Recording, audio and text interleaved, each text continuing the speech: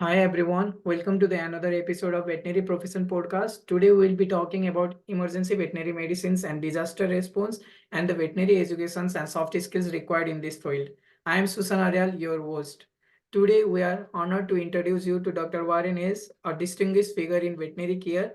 Dr. Hess has graduated from Colorado State University in 1989 and spent years in small animal practice specializing in exotic animal. In 2004, he joined the Utah Department of Agriculture and Food, where he rose to the roles such as field veterinarians and acting state veterinarian. Dr. Hess has been leading voice in organized veterinary medicine, serving as a president of Utah Veterinary Medical Association. His impact is evident through his presidency at National Alliance of Animal and Agriculture Emergency Program. Dr. Hess has received numerous awards, including Veterinarians of the Year Award in 2014 from UVMA. Today, we'll explore Dr. Warren Hess' remarkable journey and his vital contribution to the veterinary medicine. Please join me to welcome him. Welcome, Dr. Warren Hess. Thank you. It's a pleasure to be with you today. Although I have already given you short introductions, I like to once again ask your name, surname, and the university, and your short work history and your current position. So my name is Warren Hess. I graduated from veterinary school from Colorado State University in the state of Colorado, the United States. Short work history. I practiced small animal medicine with some emphasis on avian and exotics for approximately 16 years after graduation, and then made a career change and went to work for the state animal health official in the state of Utah. I held various positions there over 11 years, including as a field veterinarian, as assistant state veterinarian, and then as what we call acting state veterinarian for a year and a half. And then I began my work at the American Veterinary Medical Association, or AVMA, and have been there since 2016. So one of my many responsibilities at AVMA is as a disaster coordinator for the AVMA, and that involves helping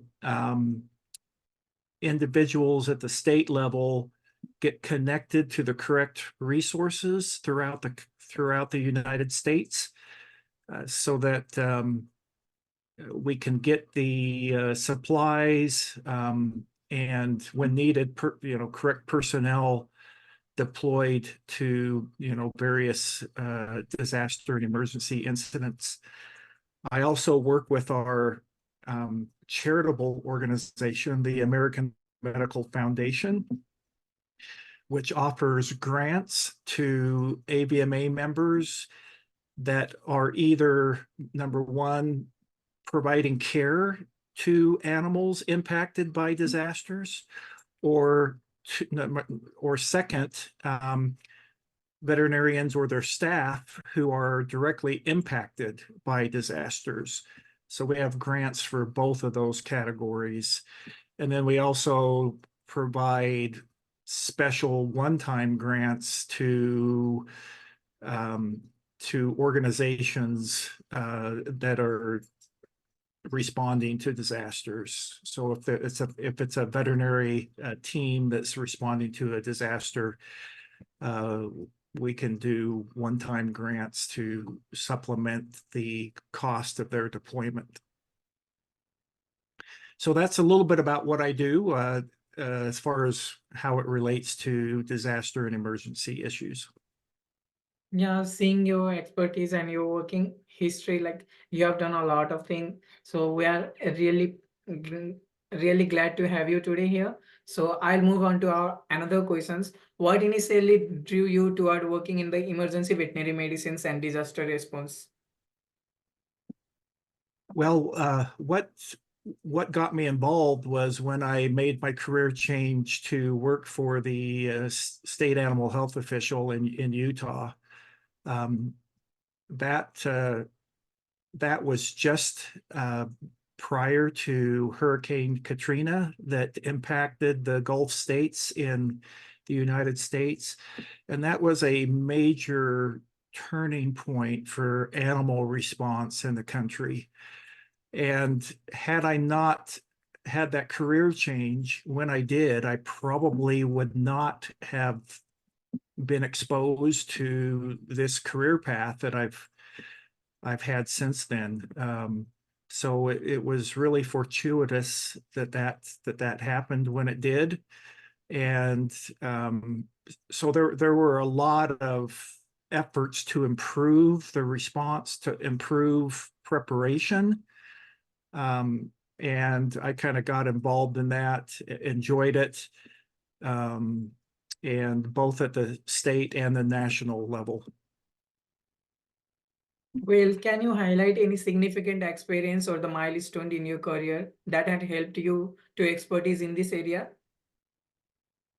Well, I think several that that are significant experiences that occurred were just just being open and willing to look at new opportunities that maybe a lot of people didn't feel comfortable with because they weren't familiar with it. It was, more foreign to them. It wasn't, there's a lot of organizational aspects to veterinary response and less medicine aspect to it.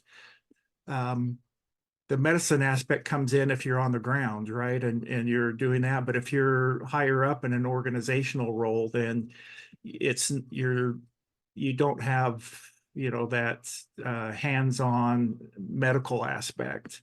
So I would think that that's been a crucial role, is being willing to engage at a higher level of management and organization.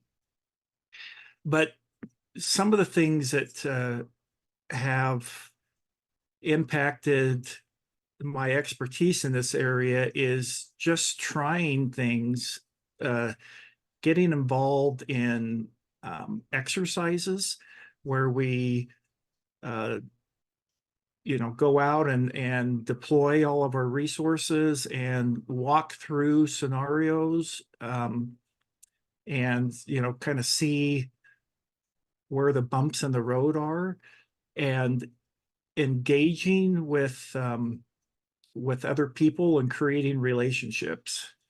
Because I will probably state several times during this podcast about how important creating relationships is in disaster preparedness.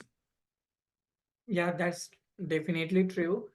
So we know that the disaster preparedness is really the important things, and it should be done in the global level. But how do you perceive the current state of emergency veterinary medicine training and preparedness globally? Um, I think it's in its infancy globally. It we're far behind the um, the human response model, and we're just starting to make some inroads.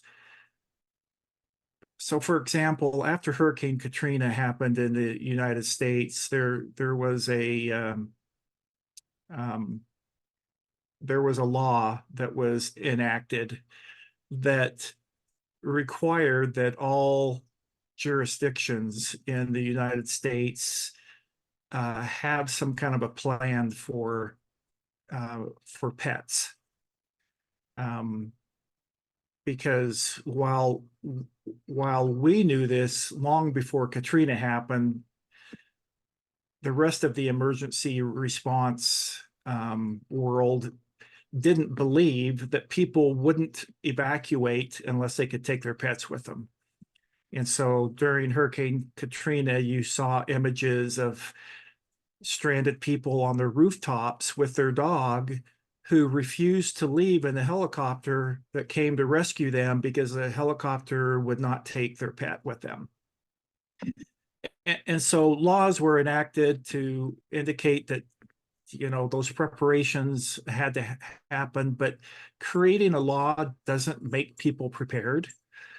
It might start the engine or start the gears turning, but it doesn't make them prepared. And so it's a process.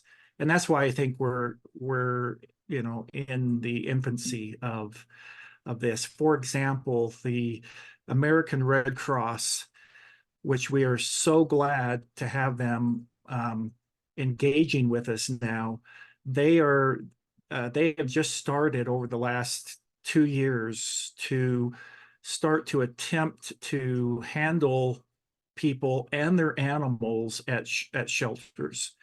And prior to that, their official policy was we don't deal with animals. So if you're going to come to our shelter, no animals. If you have animals, you'll need to find a different shelter that's run by a different organization.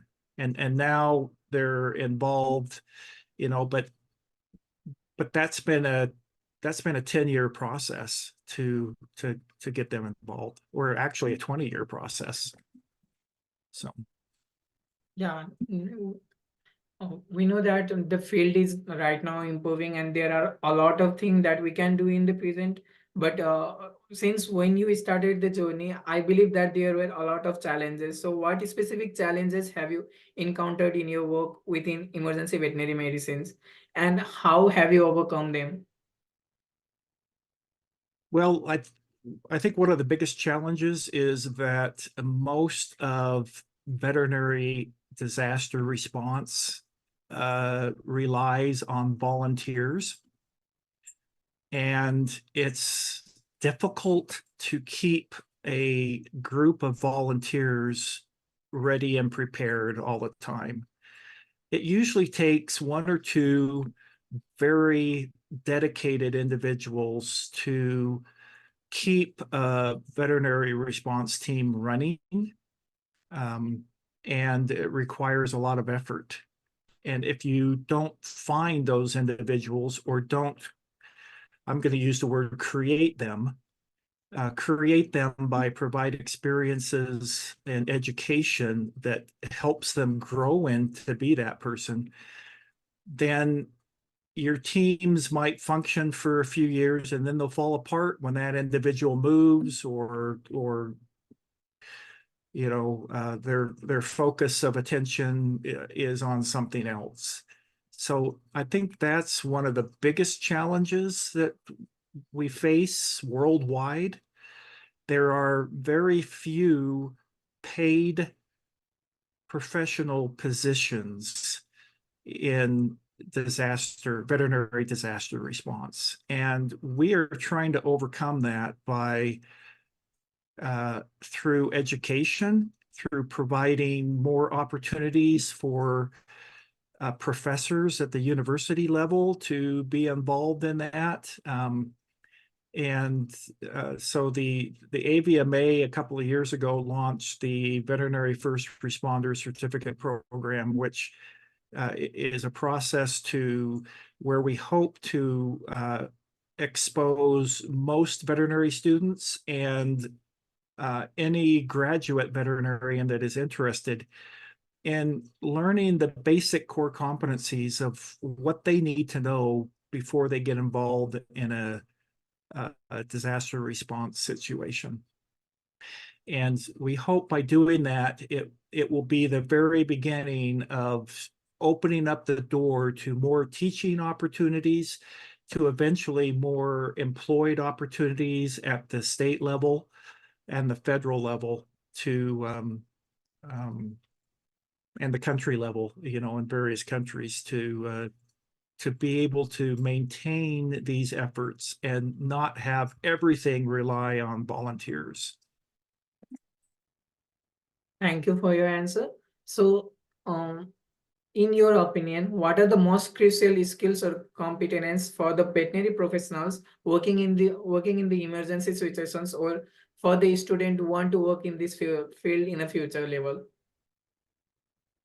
Well, if we're talking about veterinary professionals, let's just talk about veterinarians, and not the support staff. So, for example, technicians and things like that. So, veterinarians are well educated and trained to provide the medical care. What they are not trained for in disasters and disease emergencies is for the entire impact of the overall situation, and how, at least in the United States, veterinarians have, because they've traditionally, up until maybe the last 10, 15 years, they've traditionally been the owners of their practice. The business people of their practice, they kind of run the show in their day-to-day practice lives. But when you get into a disaster response, the veterinarian is not running the show. Veterinarian is there to do a specific task, and there may be parameters that are given to the veterinarian and their team that they have to operate within, that they would, it might not be what they would choose. And so being uh, able to understand those constraints, and that you're there to do your part, and you might just be stabilizing an animal and moving it on to a facility, a veterinary facility that can provide more advanced care. And you've just got to understand those constraints. You've got to understand the working conditions that you're going to be in. They're many times going to be very primitive. You might be sleeping on the ground in a tent and eating food that's not ideal. And I think those are the aspects that most veterinarians don't understand. We get every time there's a major event in the United States, or even worldwide, at the AVMA, we get calls from veterinarians whose hearts are, their heart wants to help. So they want to know how they can go to the incident and help, but they haven't done anything to prepare for those incidents. They don't know what they're getting into. They're not, we need people who are prepared, who are trained, who have the understanding, and who are already in a system where they can be deployed. So that's what we need to get to the point of where we're not getting calls from individuals, because those individuals are already associated with a team that's practicing, doing exercises, prepared, ready to deploy, as a recognized organization. That's what we need. So, in these emergency situations, I believe that the effective communications do play an important role. So, can you share some example how effective communications has played a role in managing emergency veterinary cases or disaster response efforts? Yes. So communication is always the number one issue in disease events and disasters. So I think that's a fantastic question. I wish I had better answers as far as how you make effective communication, but here's where I'm going to go back to the relationship role that I brought up earlier. If you have pre-established relationships with individuals that can make decisions during disasters, then your communication works so much better, because you're talking with people in stressful environments that understand who you are, what the capabilities you bring to the table, and that works so much better. There are, we could talk for hours on all the aspects of communication, but from an overall organizational standpoint, that is by far the most important thing, is being able to pick up the phone or send a text or chat or Zoom or however you're going to communicate with individuals that you've talked to before, and they know who you are and you know who they are, and each understands the other's roles. That's the ideal, and that's what I spend so much of my time working with, is developing and maintaining relationships with organizations and individuals in those organizations. Thank you for your answer. How do you approach decision making and prioritizations in high stress emergency situation? As we know that in the emergency care, like you won't get a case from a single place, right? So in that way, how do you approach decision making and prioritizations? Well, part of it is just experience. Until you experience some of those situations, you really don't know how you're going to respond. Yes. So I always tell people, you can train veterinarians to be first responders, but until they get their, what we would say, get their feet wet, until they actually are in a stressful situation, you don't know how good of a responder they're going to be. They might be the most knowledgeable, but they might not function well in a high stressful situation. They might not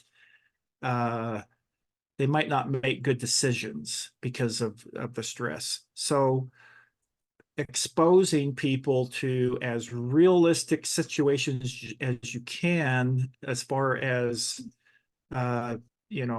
exercises, is really helpful, so that which people you want to run your team. And it may not be the person who is best at organizing the team, or who has the most time to volunteer to keep the team going. You need to find the person who can think clearly, who understands and can remember the training, and appreciates the limitations that are placed upon them. That's what I would say as far as how do you approach it. People who haven't been in that before, they I would say almost universally get pretty freaked out when you're maybe having to delay care to an animal because you have limited resources, or it really gets stressful when you're having to make decisions on life or death.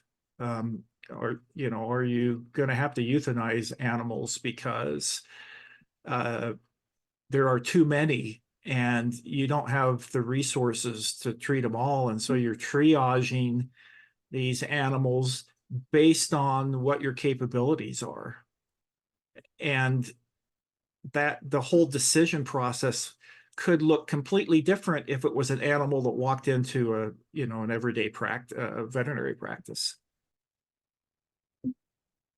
So how do you remain updated or stay in touch with the latest development and advancement in the emergency veterinary medicine and disaster response? I would say, first of all, find individuals who are already involved in the process, who have spent a number of years in disaster response, and just kind of latch onto them and learn from them. Most individuals that have been in this for very long are more than happy to take somebody as a, under their wing, so to speak, and teach them and help them, get them involved. I see time and time again where veterinary students that have an interest in disaster response and who during school are willing to reach out and get involved, they're the ones that are ready to jump at the opportunity when a paid professional position opens up somewhere. And that's what we want. We want more paid positions to open up as well, but we want those students who are prepared to be able to be in the communication channel to even know about the opportunity, number one, and number two, to have been involved enough that they kind of know what they're doing and can be a good applicant for those positions.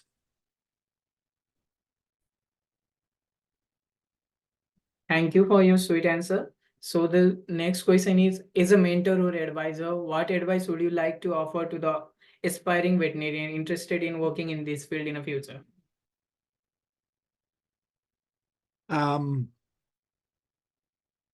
Well, I think, Suzanne, I think that's the question I just answered.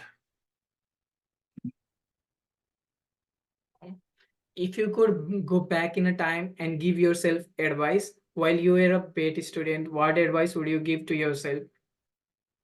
Yeah, what a great question. The advice I would give to myself as a veterinary student, if I could go back, would be to I heard and from our professors that there are other aspects to veterinary medicine other than being in private practice. And I had never been exposed to any of those. And so while I heard that, while it went into my ears and I heard those words, they didn't mean very much to me because I had never experienced any of that. There are so many aspects of veterinary medicine that are outside of the traditional private practice setting, that it makes it such a wonderful career opportunity.